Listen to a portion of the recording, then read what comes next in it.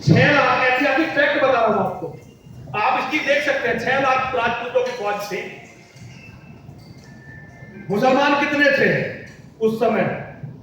मुसलमान लगभग 65,000 थे, लेकिन उन 65,000 मुसलमानों के साथ 1 लाख हिंदू भी थे, जो उन 65,000 मुसलमानों की कमान में लड़ रहे थे। एक बहुत बड़ा निर्णय जैसे आज हुआ, उस समय हुआ था, पता नहीं किस काल गणना पर हुआ था। 2 बहुत बड़े सन्यासी थे उस समय, श्वेत सागर जी और रुद्रभद्र। रुद्रभद्र गद्दार हो गए थे और वो मुसलमानों से मिल गए थे। उन्होंने ही सोमनाथ मंदिर के किले के रास्ते को खोला। और जो शैव मत के दूसरे सन्यासी थे, उन्होंने एक बहुत अच्छा कार्य किया, जिसकी कीमत बाद में उन्हें अपनी जान देकर चुकानी पड़ी। उन्होंने सबसे कहा कि तुम चिंता मत करो, क्या दुनिया में ऐसी कोई ताकत हो सकती है जो इस शिवलिंग को ध्वस्त कर दे? और आज उस शिवलिंग की हालत क्या है? बेतराजी शायद ना गए हो, मैं तो गजनी में उस शिवलिंग की हालत को देख के आ चुका हूं, तो मैं तो बता सकता हूं। गजनी में महमूद गजनबी ने जो सफेद पत्थरों से मस्जिद बनाई थी, उसकी पैड़ियों में कुछ टुकड़े हैं काले रंग के, जहां सारे मुसलमान अपने जूतों को साफ करके ऊपर बढ़ते हैं। आप जानते हो टुकड़े क्या हैं? वो सोमनाथ का शिवलिंग है, जिसे उस राक्षस ने अपनी मस्जिदों में गाड़ दिया था। सनातन की हत्या तो उस दिन हो गई थी जिस दिन सोमनाथ का मंदिर टूटा। सनातन की हत्या तो उस दिन हो गई थी जिस दिन भगवान राम का मंदिर टूटा था। सनातन उस दिन मर गया था जिस दिन कृष्ण की जन्मभूमि टूटी थी। और उस दिन सनातन की लाश खा रहे थे लोग, जब कृष्ण की जन्मभूमि के बराबर में एक दूसरा मंदिर बनाकर हिंदू के पंडितों ने, उसे सन्यासियों ने कृष्ण की जन्मभूमि घोषित कर दिया था। तो सब ऐसे समझो जैसे सनातन के गुर्दे को लोग खा रहे थे। एक भी देवता का मंदिर तुम्हारे पास नहीं है, एक भी भगवान का मंदिर सुरक्षित नहीं है। लेकिन ये पॉजिटिविटी में धन्यवाद देता हूं। मैं नरेंद्र मोदी जी का समर्थक हूं इस मामले में कि हमारे पास कोई विकल्प नहीं है। मैं राजनीति की चर्चा नहीं करना चाहता, लेकिन हमारे अगर धर्मगुरु केवल राजनीति पर ही चर्चा करके अपने कर्तव्य की तीसरी कर लेंगे, तो मेरा बहुत विनम्र अनुरोध है, ये आत्महत्या है, मत करिए।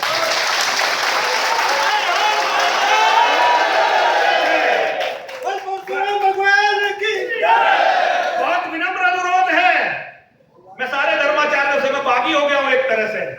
हमारे बीच में राजनीति के बहुत बड़े पुरोधा हैं। आपने तो केवल भविष्यवाणी की है। हमारे गिरिराज सिंह जी ने तो अपना पूरा जीवन लगा दिया नरेंद्र मोदी जी को प्रधानमंत्री बनाने के लिए। मेरे गुरु श्री जीएस शर्मा, बैकुंठ शर्मा प्रेम सबसे पहले व्यक्ति थे जिन्होंने मोदी जी को बीजेपी के अंदर समर्थन दिया था। सबसे पहले व्यक्ति थे। हम खुद समर्थक हैं, हम मोदी जी के साथ हैं। हम शत्रु नहीं है मोदी जी के, हम दुश्मन नहीं हैं, हम उनके प्रशंसक हैं, उनके साथी हैं। लेकिन एक विरोध एक सब लोगों से, क्या हमें अपनी बहन बेटियों की इज्जत बचाने के लिए भी मोदी जी की जरूरत है? क्या हम इतने पुरुषार्थविहीन हैं? क्या हम अपनी संतति को इतना पुरुषार्थविहीन होने देंगे?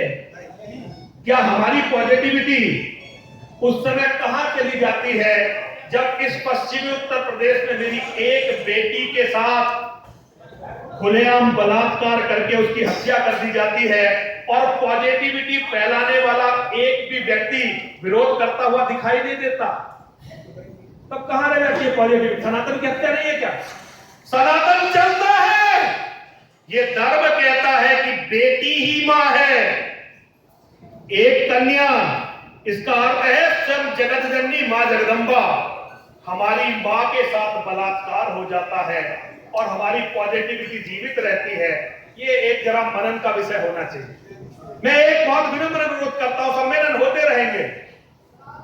मैं कभी सम्मेलनों को करने का शौक नहीं है मुझे। केवल एक चीज मैं इस कालखंड में वो छोड़कर जाना चाहता हूं कि जब सब लोग, सारे हिंदू भी, गीता की बात चली, गीता की बात हिंदू जानता ही नहीं है। आपने अभी गीता का जिक्र किया। गीता में भगवान ने अपने शिष्य को एक चेतावनी दी थी। जब अर्जुन मान नहीं रहा था युद्ध करने के लिए, जब अर्जुन छोड़कर पलायन करना चाहता था, तो भगवान भगवान ने कहा था अथ चेतत्वम अहंकारान न श्रोष्यसि विनक्ष्यसि। झूठे अहंकार के वशीभूत होकर अर्जुन तू यदि मेरी बात को नहीं मानेगा तो तेरा विनाश होगा। और वहां कोई अर्जुन एक मानव नहीं खड़ा था, वहां एक हिंदू खड़ा था और उसके साथ जगत के पिता जगत गुरु स्वयं श्री कृष्ण खड़े थे, जो केवल ज्ञान देने के लिए, किसी कंस को मारने के लिए धरती पर नहीं आए थे, केवल जीवन जीने का तरीका बताने के लिए आए थे। आपकी पॉजिटिविटी और भगवान श्री कृष्ण की पॉजिटिविटी को देखे तो उसमें बड़ा अंतर है। उन्होंने युधिष्ठिर से कहा था, युधिष्ठिर महाराज तुमने जुआ खेलकर सत्यानाश कर दिया। उन्होंने अपने शिष्य से कहा मैं परमात्मा हूं, इसलिए तेरी तरफ से हथियार नहीं उठाऊंगा, लड़ाई अपनी तू खुद लड़ेगा, हमारी लड़ाई लड़ने परमात्मा नहीं आएगा। दुनिया में अर्जुन से बड़ा गुरु नहीं हो सकता, अर्जुन से बड़ा शिष्य नहीं हो सकता और कृष्ण से बड़ा गुरु नहीं हो सकता। लेकिन वो भगवान जब धरती पर अवतार लेकर आता है तो केवल मार्ग दिखाता है, तुम्हारी लड़ाई नहीं लड़ता। ये सम्मेलन चलता रहेगा।